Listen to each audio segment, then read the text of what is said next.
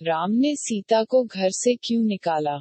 सत्य तो यह है कि रामायण और रामचरितमानस दोनों ही काल्पनिक कहानियां हैं, कोई इतिहास नहीं है। लेकिन भारत में मूर्खता की हद है कि लोग झूठ को ही सच मानकर जीना पसंद करते हैं और सत्य को जानना ही नहीं चाहते है। इसलिए हमें रामायण और महाभारत और रामचरितमानस का वास्तविकता क्या है, किस आधार पर लिखी गई थी और क्यों, सत्य क्या हो सकता है, काल्पनिक कहानी कैसे बनी, और कहानियों के माध्यम से किस प्रकार लोगों को गुमराह करने की कोशिश किया है, ये बताने की कोशिश कर रहा हूँ। जैसे कि रामायण और रामचरितमानस के अनुसार आप जानते हैं कि राम को घर से निकाल दिया गया था और 14 वर्ष बाद अयोध्या वापस आते हैं। अब सोच सकते हैं कि 14 वर्ष सीताराम के साथ रहने के बावजूद कोई बच्चा पैदा नहीं हुआ। इससे साबित होता है कि राम भी नपुंसक था जो कि बच्चे पैदा नहीं कर सकता था। अयोध्या आने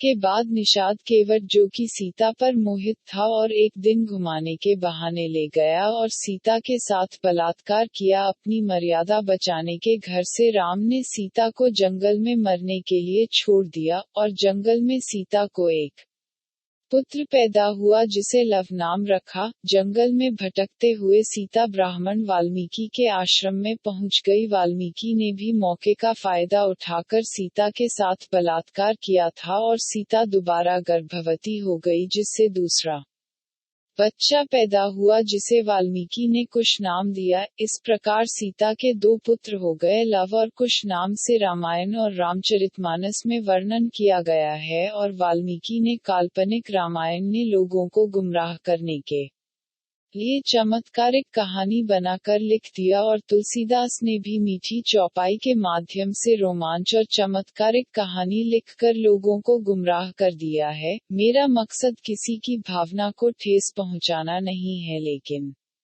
अंधविश्वास और पाखंड से बाहर निकालना जरूरी है। इसलिए भावनाओं से नहीं, दिमाग से सोचे और अपने दिमाग का प्रयोग करें। वेद, पुराण, रामायण, भगवत गीता सब फर्जी है और काल्पनिक कहानियां हैं। इसे पढ़कर मूर्ख ही बनोगे, वैज्ञानिक नहीं। ब्राह्मणों ने तुम्हें मानसिक रोगी बना दिया है जो कि फर्जी भगवानों और देवी देवताओं को पूजते हो और अपने वास्तविक भगवान जिसे माता पिता कहते हैं उनकी उचित सम्मान और देखभाल नहीं करते हैं। विश्व गुरु तथागत गौतम बुद्ध और सिंबल ऑफ नॉलेज बाबा साहब डॉक्टर आम्बेडकर के विचारों को अपना कर चलें। ऊंच नीच, भेदभाव की जातियां और अंधविश्वास और पाखंड से बाहर निकलें।